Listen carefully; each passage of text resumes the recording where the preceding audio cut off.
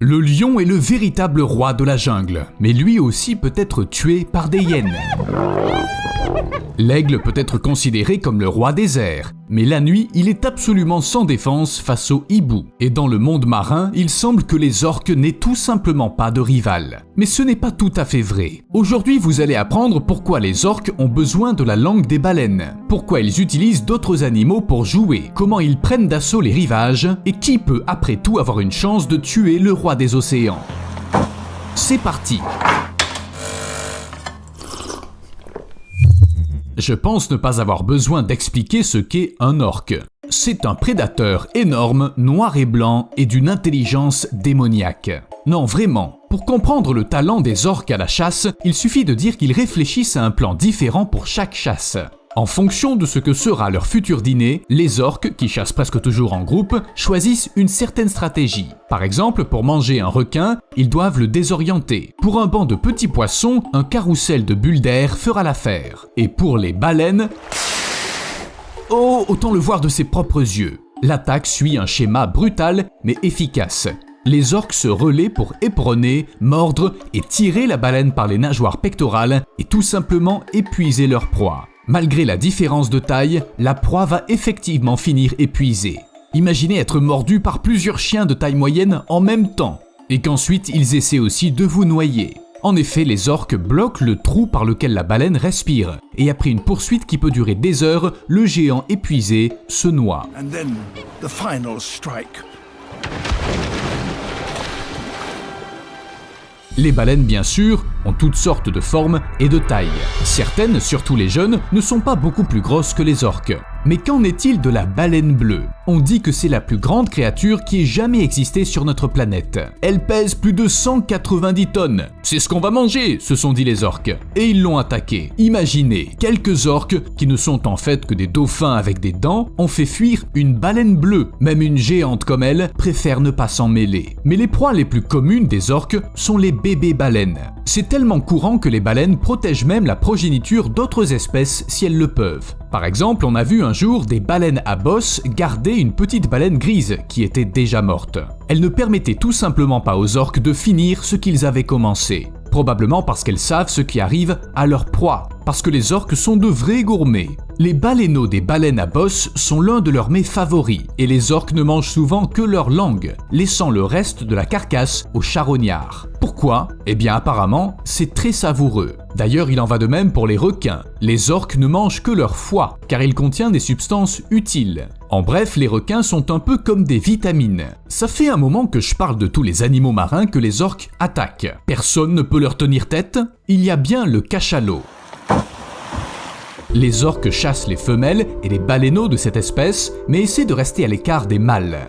Leur queue lourde et puissante a le potentiel de porter des coups mortels. La force exacte de ces coups est inconnue, mais un cachalot adulte pèse environ 90 tonnes. C'est environ 10 fois le poids d'un bus à 2 étages londonien. Les orques n'auraient aucune chance si le cachalot était un peu plus agressif et plus intelligent. La plupart des baleines sont énormes, mais elles ne sont pas très malines.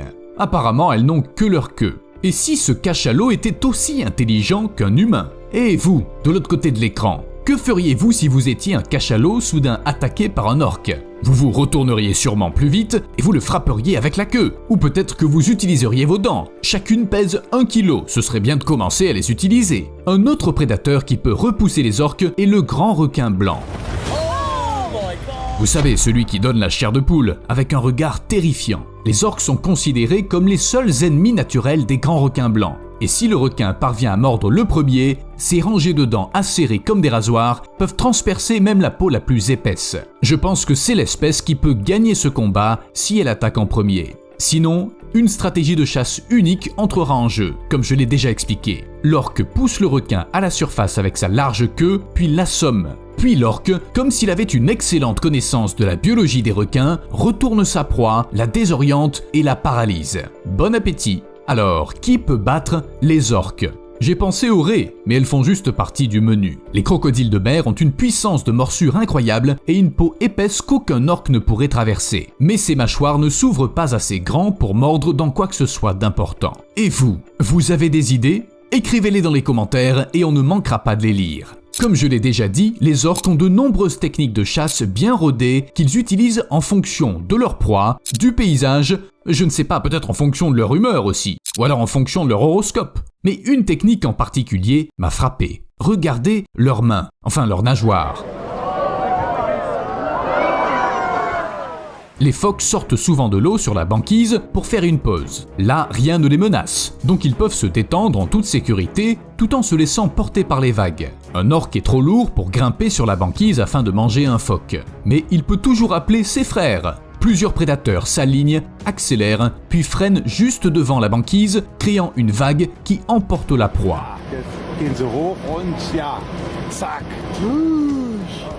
Tout ce qu'il reste à faire, c'est l'attraper dans l'eau. Un jeu d'enfant, ils le font tout le temps. Parfois, la proie parvient à remonter sur la glace. Alors l'attaque des vagues se répète. Encore, et encore, et encore. Y a pas le feu, vous voyez ? Comme vous l'avez probablement compris, les orques sont des prédateurs intelligents et impitoyables qui... Oh, qu'est-ce que c'est que ça ? Oh, encore un ? Peut-être que ça signifie quelque chose. Oui, en plus de leurs autres qualités, les orques sont connus pour leur espièglerie plutôt malsaine. Et ils jouent comme de véritables psychopathes. Non vraiment, regardez plutôt. Au lieu de simplement manger un pauvre phoque, les orques s'en servent comme d'une balle. Et encore, et encore. Parfois c'est une sorte d'entraînement, juste pour exercer leurs compétences de tueur. Parfois il s'agit d'une démonstration pour la jeune génération. Et parfois ce n'est qu'un jeu. Les orques tuent parce qu'ils s'ennuient. Et Robert, qu'est-ce qu'on fait ce soir? Et si on lançait d'autres animaux jusqu'à ce qu'ils meurent? D'ailleurs, les phoques ne sont pas les seuls à souffrir. Parfois, c'est une raie, une tortue ou même un pingouin. Bon sang, c'est un oiseau! En fait, les orques aiment manger les pingouins. Contrairement aux autres oiseaux sur leur menu, ceux-ci ne peuvent pas simplement s'envoler.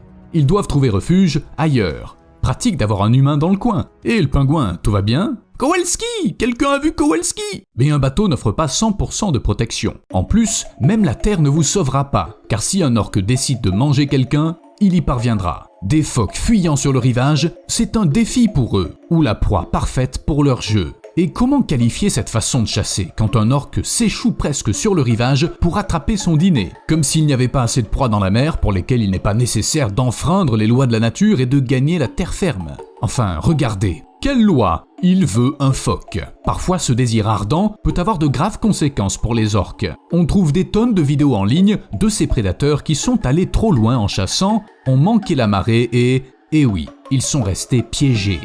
I hear ya. What can I do for you, sweetie? J'entends déjà les phoques ricaner au loin. Dans une telle situation, l'orque n'a qu'une seule option, demander de l'aide aux gens et attendre la marée haute. Bien sûr, personne n'est capable de traîner seul dans l'eau un énorme animal pesant entre 3 à 5 tonnes. Et s'il n'y a personne dans les parages, eh bien c'est la sélection naturelle qui opère. Je n'irai pas jusqu'à dire que la population d'orques diminuerait sans l'aide de l'homme, mais plusieurs dizaines de ces prédateurs marins doivent certainement leur vie à l'homme. C'est peut-être pour cela qu'ils jouent parfois si joyeusement avec nous. Heureusement pas comme ils jouent avec les phoques. Enfin, généralement. Tout ça a l'air plutôt innocent, même drôle, même mignon.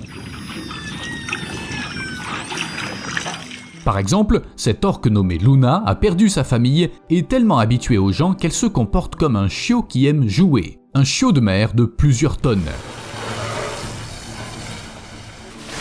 En voyant les orques jouer avec des humains, on oublierait presque que ce sont des prédateurs cruels qui n'ont pas de rival dans la mer. Et si vous avez vu Sauver Willy, vous avez maintenant l'impression d'avoir été trompé. Et c'est la vérité, Hollywood, c'est une machine à tromper les gens. Même les orques qui se produisent dans les parcs aquatiques ne deviennent pas des créatures douces et gentilles. Le meilleur exemple, et le plus horrible, est celui de Tilikum, un mâle dressé impliqué dans au moins 3 meurtres d'humains. La première victime était Kelty Burn, qui a glissé et est tombé dans un bassin où se trouvaient Tilikum et 2 autres orques. Ils se sont mis à se lancer la jeune fille avec leurs mâchoires, l'ont immergée et l'ont empêchée de remonter à la surface. Kelty s'est noyée. La deuxième victime est un homme qui s'est faufilé dans le bassin de Tilikum après la fermeture de l'aquarium. Mais la troisième attaque humaine a été la pire. L'orque a entraîné dans l'eau par les cheveux une dresseuse expérimentée, Dawn Brancheau, dès le début du spectacle.